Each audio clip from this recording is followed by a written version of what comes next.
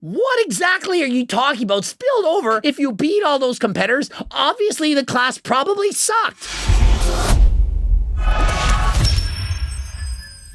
Coach Greg, and what are the top excuses people have for not placing well when they enter bodybuilding competitions? And so in today's video, I'm going to be going over the excuses, telling you whether they are in fact legit, are they in fact valid, and giving you the information so that you can understand what's happening when people complain after losing a competition. Number one, I spilled over. What exactly are you talking about? Spilled over? Did you drop over a cup of coffee? In the days following a competition, bodybuilders will often do something known as a carb load. They're consuming in extra carbs to fill up their muscles with glycogen. They do that in the hopes of having their muscles look very full, very swollen, and pumped up on stage. The problem with this is that if you overconsume carbs, especially with extra water, the muscles, they become saturated. And when they're saturated, they do what's known as spilling over. Think of it like this. If you dip the sponge in water, it's going to soak in all that water. But if you keep pouring water on that sponge, eventually the sponge is full and it can't hold any more water. And so the water has to go somewhere. And so what happens in a bodybuilding show is if you spill over, you have water retention, bloating, and so it blurs the lines and you don't look as lean. Number two, came in flat. And so in essence, this is the exact opposite of spilling over. Prior to a competition, oftentimes we hold back carbs, we hold back water. The goal of that is to look extra shredded. If you don't drink water and don't eat as much, you're not going to retain as much fluid, you're going to get leaner and look very bone dry on stage. But if you overdo it and don't consume enough carbs and or water before going on stage, your muscles are going to appear flat. And so when you get up on stage, your muscles are going to look smaller, you're not going to have as big of a pump, and so that is what happens when you come in flat. But here's the thing, oftentimes when a competitor comes in flat, they actually never had as much muscle as they thought in the first place. After all, do you really think that a guy like Derek Lunsford or Chris Bumstead is going to look flat on stage? Chris Bumstead could eat nothing the day before the competition, walk on stage, and still place first. The reason for that is because his muscles are actually big. If you're a smaller competitor, perhaps you're 6 feet tall, 165 pounds, and you don't eat enough and you flex on stage, your muscles are going to look flatter than you expected. And so you might think that eating extra carbs, perhaps eating a burger and fries the night before the show, it's going to solve all your problems. No, it's not. You're probably going to spill over. Number three, we never pulled water. Oftentimes, people get very nervous about coming in flat, and so what they do is they avoid taking diuretics and they don't stop drinking water. They consume water as they normally do, and they end up competing on stage, but not looking as lean as they expected. Well, here's the thing. When you step up on stage with those glaring lights, and you're standing next to a bunch of competitors who are also at 5% body fat, if you're not bone dry, if you never took diuretics, if you never pulled water, which just means to cut back on your water, you're not going to look as lean as your competitors. Perfect example, 2012 Canadian Nationals, when Antoine Vaillant showed up at the super heavyweights in the morning, he had not pulled his water. He looked very soft on stage. Although he won, he could have been a lot leaner. And so after the morning show, after getting feedback from the judges, said, hey, you need to get leaner. And so what do they do then? They pull water. And so by the night show, which is perhaps 12 hours later, you can lose 5, 7, perhaps even 10 pounds of water and come in much sharper. And so overall, if you never pulled any water and you're a bodybuilder, you probably did it wrong. You can debate me if you want, but if you don't reduce your water intake whatsoever, and if you're not using diuretics, you're not going to look as lean as you could have. Doesn't mean you can't win the show, but you're not going to look as lean. If Chris Bumstead were to overeat, drink a bunch of water, and show up on stage with a bloated midsection and he can't perform a vacuum, I certainly don't think he's beating Ramon Dino. And so it's better to come in slightly flat, be extra dehydrated, and compete shredded than it is to compete bloated. Number four, did too much cardio. Oftentimes, when people are behind on their diets because they bulk too much in the off season, they have to rely on doing excessive amounts of cardio to get shredded in time for a competition. It is not uncommon for bodybuilders to do 2 or even 3 hours of cardio a day in the last several weeks before a competition. Problem is, when you're doing that much cardio, your legs are going to be tired. Very difficult to recover from doing 2 and 3 hours of cardio a day, doing squats while in a calorie deficit. Not to mention the cortisol, the increased stress hormone, and that can cause you to hold more water. And on top of all this, if you're not recovering from your squat workouts and you're doing all this excess cardio, your legs are going to get smaller. You are literally losing muscle as you approach the competition. Your legs may also not have that pop, the striations, cross striations, and so on. You perhaps look like you have tired or swollen legs, and this is going to detract from your look. And so my advice, don't get too fat and or sloppy in the off season. If you're a bodybuilder, you're not the average person. Average person, 20% body fat off season, nothing wrong with that. But if you're a bodybuilder competing at 5% body fat or even lower, and you resort to going to 15% in the off season, you are making an uphill battle for you to get in shape. Number 5, over dieting. To me, very similar to doing too much cardio. If you're too fat in the off season and you have to starve yourself to get into contest shape, you're going to also be losing a lot of muscle. Imagine you're on 1,200 calories a day for perhaps weeks and or even months, and you're eating this diet while training and doing cardio. How can you expect to recover? How can you expect to have any energy? And so the result, a smaller and perhaps very flat looking physique. Again, the solution, don't get fat in the off season. Number 6, the judges went for a different look. Yeah, of course they did. You never won. Of course they went for a different look.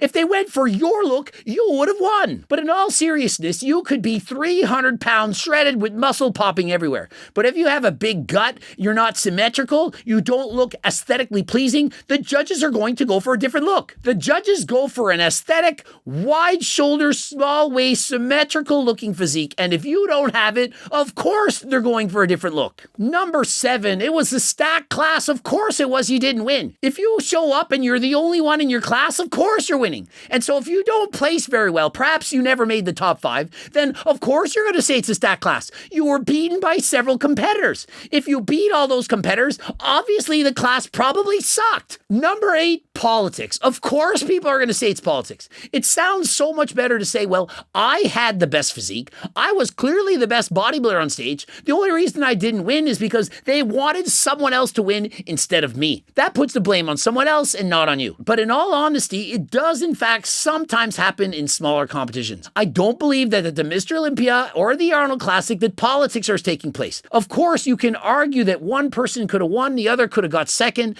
but in general, it's very, very close, and so it could in fact go either way. Remember, it's a very subjective sport. It's not like running the 100-meter dash. Whoever's the fastest, clearly going to win.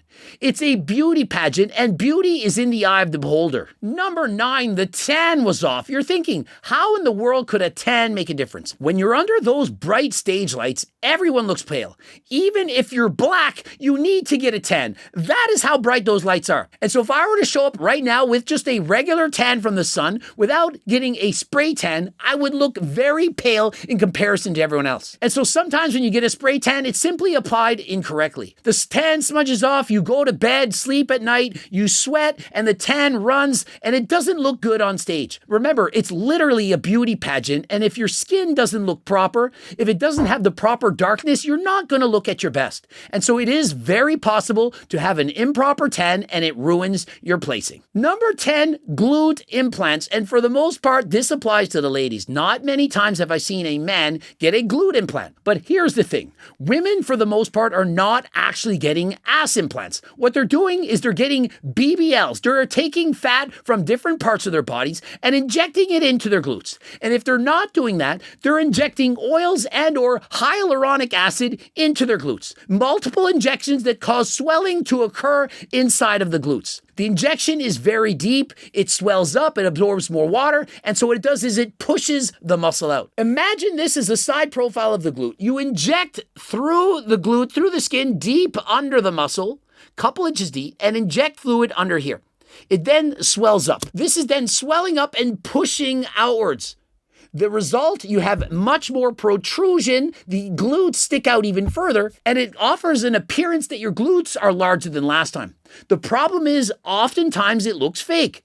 If you grow the glutes out too much, too good to be true, it's not going to look natural. And so if something looks unnatural, for example, when male bodybuilders inject hyaluronic acid into their delts, their biceps, triceps, lats, and so on, and it just seems too big to be true. For example, we all remember Rich Piana. Remember how massive his muscles were? Well, a lot of those muscles were not actually real. It was oil. May have been synthol, could have been hyaluronic acid, invented, we just don't know. But what we do know is that it's artificial or man-made or not actually muscle tissue. Many professional bodybuilders are doing so. I would say at least half. And you really think that all the top glutes that you see in the world in IFBB pros are all 100% natural? And I'm not talking about performance-enhancing drugs. I'm talking about injections that artificially make the glutes look bigger. Number 11, we missed our peak. All that means is that you didn't do one of the things I just listed. Perhaps you were too flat. Perhaps you spilled over. Perhaps you didn't do enough cardio, too much cardio.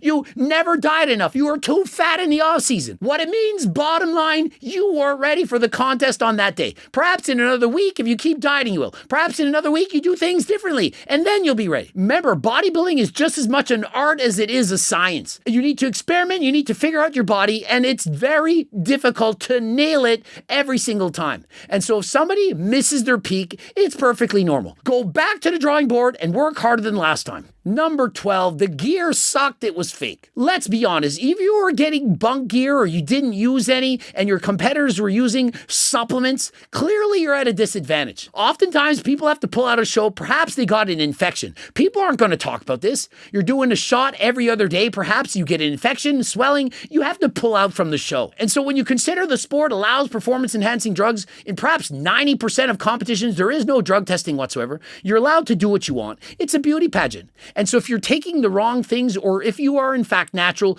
clearly you're at a disadvantage to all of your other competitors. But the number one reason, by far, by a landslide, the number one reason people don't win their competitions, they never got my friggin' cookbook. Did you guess it? Did you know it? The friggin' cookbook. Delicious, high-volume recipes for the big eaters. And what bodybuilder doesn't like to eat? These recipes were developed over decades. Put my life's work into this book. This is the secret. This allowed me to compete in 59 competitions. From way back in high school doing my first novice bodybuilding competition to competing as an IFBB pro, placing 4th in my last competition. If you're interested in having the easiest diet to follow year-round, staying in amazing shape without suffering, consider getting Cookbook 3.1, the most up-to-date version. It's also available in PDF. There are different versions. Cookbook 2.0, the original cookbook.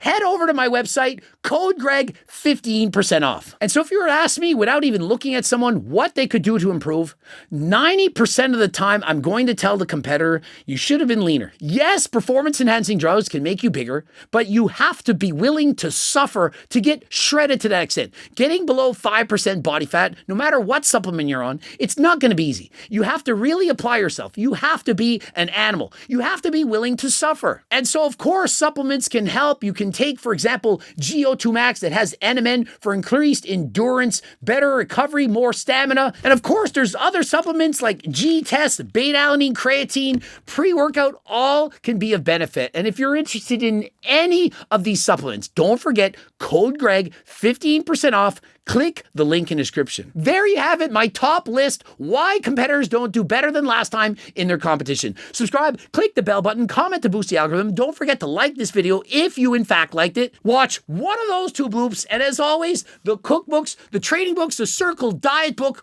all of this on my website, coaching plans by me and my team, phone consults. You can get everything on the website, and if you got no money, free diet and training program. It's close to 50 pages. Head over to my website right now, and until next time, I am out.